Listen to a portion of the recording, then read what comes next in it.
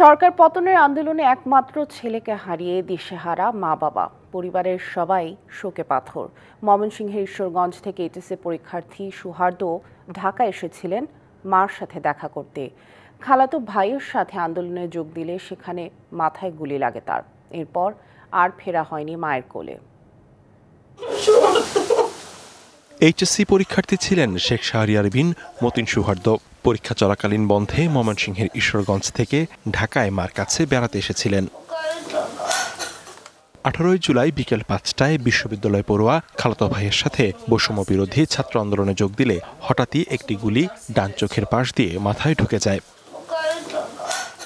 ঢাকা মেডিকেলে নেওয়া হলে বাঁচানো সম্ভব হয়নি বাবা মায়ের একমাত্র ছেলে সন্তান সুহার্দকে। ছেলেকে হারিয়ে দিশেহারা মা মমতাজ বেগম। কেউ কারো পাশে দাঁড়ানোর মতো নাই। আমি হাসরের ময়দানে আমি আল্লাহর কাছে বিচার চাচ্ছি। শোকে পাথর বাবা আব্দুল মতিনও।